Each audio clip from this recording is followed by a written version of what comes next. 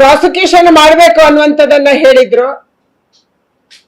ಅದನ್ನ ಕರ್ನಾಟಕದ ಹೈಕೋರ್ಟ್ ಇವತ್ತು ಎತ್ತಿ ಹಿಡಿದಿದೆ. ಸಿದ್ದರಾಮಯ್ಯನವರ ಮೊದಲ ತಪ್ಪು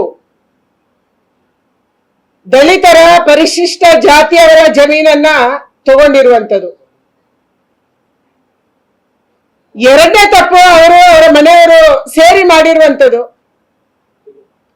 ಮೂಡದಲ್ಲಿ 2017 ಡಿಸಿಷನ್, ಯಾವ ರೈತ ಜಮೀನು ಕೊಡ್ತಾರೆ 50-50% ಹಂಚಿಕೆ ಆಗ್ಬೇಕು ಡೆವಲಪ್ ಮಾಡಿದ ಭೂಮಿ ಅನ್ನುವಂಥದ್ದು. ಅದು ಪ್ರಾಸ್ಪೆಕ್ಟಿವ್ ಇತ್ತು, ಮುಂದೆ ಜಮೀನು ಕೊಡುವವರಿಗಿತ್ತು. ಆದ್ರೆ ಅದನ್ನ ಸಿದ್ದರಾಮಯ್ಯನವರ ಹೆಂಡತಿ ಸೈಟ್ ಪಡೆಯೋದಕ್ಕಾಗಿ ರಿಟ್ರೋಸ್ಪೆಕ್ಟಿವ್ ಮಾಡ್ಕೊಂಡ್ರು. ಇದು ಎರಡನೇ ತಪ್ಪು.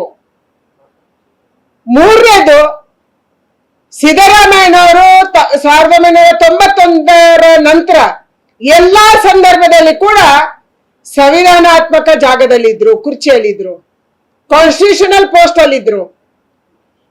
ಮೂಡಲಲ್ಲಿ ಏನು ನಡೆಯುತ್ತೆ ಅವ್ರಿಗೆ ಗೊತ್ತಿತ್ತು. ಆದರೂ ಕೂಡ ಅವರ ಹೆಂಡತಿ ಅನಧಿಕೃತವಾಗಿ 14 ಸೈಟ್ಗಳನ್ನ ಅವರು ತಗೊಳ್ಳೋದಕ್ಕೆ ಬಿಟ್ಕೊಂಡ್ರು.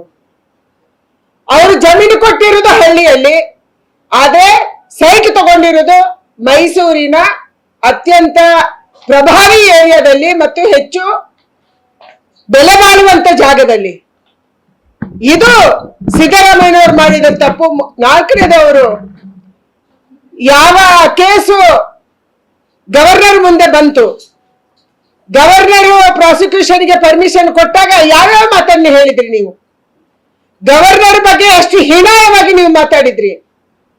ನಿಮ್ಮ ಒಬ್ರು ಕಾಂಗ್ರೆಸ್ನ ನೇತಾರ ಮತ್ತೆ MLC ಹೇಳ್ತಾರೆ, ಬಾಂಗ್ಲಾದೇಶದಲ್ಲಿ ಶೇಖ್ ಹಸೀನಾ ಅವರನ್ನ ಹೇಗೆ ಓಡಿಸಿದ್ರು ಅದೇ ರೀತಿ ನಾವು ಗಲಭೆ ಮಾಡಿ ಗವರ್ನರ್ ಅನ್ನು ಓಡಿಸ್ತೀವಿ. ಇವತ್ತಿನ ತನಕ ಅವರ ಮೇಲೆ FIR ದಾಖಲಾಗಿಲ್ಲ. ಅಂದ್ರೆ ನಿಮ್ಮನ್ನು ನೀವು ಪ್ರೊಟೆಕ್ಟ್ ಮಾಡ್ಕೊಂತ ಇದ್ದೀರಿ, ಕಾಂಗ್ರೆಸ್ ನಾಯಕರನ್ನ ಚೂ ಬಿಟ್ಟಿದ್ದೀರಿ ಮಾತಾಡೋದಕ್ಕೆ. ಸಿದ್ದರಾಮಯ್ಯನವರ ಹಿಸ್ಟ್ರಿ ಏನು? ಸಿದ್ದರಾಮಯ್ಯನವರ ಚರಿತ್ರೆನೇ 2013 ಅವರು ಅಧಿಕಾರಕ್ಕೆ ಬಂದ ತಕ್ಷಣ ಲೋಕಾಯುಕ್ತವನ್ನ ಬಂದ್ ಮಾಡಿರುವಂತದ್ದು. ಇವತ್ತು ಹೈಕೋರ್ಟಿನ ಕೇಸ್, ಇವತ್ತು ಪ್ರಾಸಿಕ್ಯೂಷನ್ ಅನ್ನು ನಾವು ಫೇಸ್ ಮಾಡಬೇಕು ಅಂತ ಅಂದ ಮೇಲೆ, ಕೇಸನ್ನ ಹೋರಾಟ ಮಾಡ್ಬೇಕಂದ್ಮೇಲೆ ಯಾರಿದರ ತನಿಖೆಯನ್ನು ಮಾಡ್ತಾ ಇದ್ದಾರೆ, ಮತ್ತೆ ಅದೇ ಲೋಕಾಯುಕ್ತ ಮಾಡ್ಬೇಕಾಗ್ಬೋದು. ಅಂದ್ರೆ ಒಂದು ಬಾರಿ ನೀವು ಲೋಕಾಯುಕ್ತವನ್ನೇ ಮುಚ್ಚಿದವರು, ಇವತ್ತು ನಿಮ್ಮಿಂದ ನ್ಯಾಯವನ್ನ ನಿರೀಕ್ಷೆ ಮಾಡಕ್ಕೆ ರಾಜ್ಯದ ಜನ ಸಾಧ್ಯ ಇಲ್ಲ, ದೇಶದ ಜನ ಸಾಧ್ಯ ಇಲ್ಲ. ಮತ್ತೆ ನೀವು ಲೋಕಾಯುಕ್ತವನ್ನ ವೀಕ್ ಮಾಡುವವರಿದ್ದೀರಿ, ನಿಮ್ಮನ್ನ ನೀವು ರಕ್ಷಣೆ ಮಾಡೋದಕ್ಕಾಗಿ. ಅದಕ್ಕಾಗಿ ನಾನು ಆಗ್ರಹ ಮಾಡ್ತೀನಿ, ಯಾವ ಭ್ರಷ್ಟಾಚಾರದ ಪಿತಾಮಹ ಇವತ್ತು ಸಿದ್ದರಾಮಯ್ಯನವರು ಇದ್ದಾರೆ, 2013 ನಿಮ್ಮ ಕೇಸನ್ನು ಮುಚ್ಚಿ ಹಾಕೊಳ್ಳೋದಕ್ಕಾಗಿ 25ಕ್ಕಿಂತ ಹೆಚ್ಚು ಕೇಸು ಲೋಕಾಯುಕ್ತದಲ್ಲಿ ನಿಮ್ದಿತ್ತು, ಅದಕ್ಕಾಗಿ ನೀವು ಮುಚ್ಚಿ ಹಾಕಿದ್ರಿ. ಇವತ್ತು ಕೂಡ ನೀವು ಅದನ್ನೇ ಮಾಡುವವರಿದ್ದೀರಿ. ಅದಕ್ಕಾಗಿ ಸಿದ್ದರಾಮಯ್ಯನವರು ತಕ್ಷಣ ರಾಜೀನಾಮೆಯನ್ನು ಕೊಡಬೇಕು ಮತ್ತು ಪ್ರಾಸಿಕ್ಯೂಷನ್ ಎದುರಿಸಬೇಕು ಅನ್ನುವಂತ ಆಗ್ರಹವನ್ನು ನಾನು ಮಾಡ್ತಾ ಇದ್ದೀನಿ.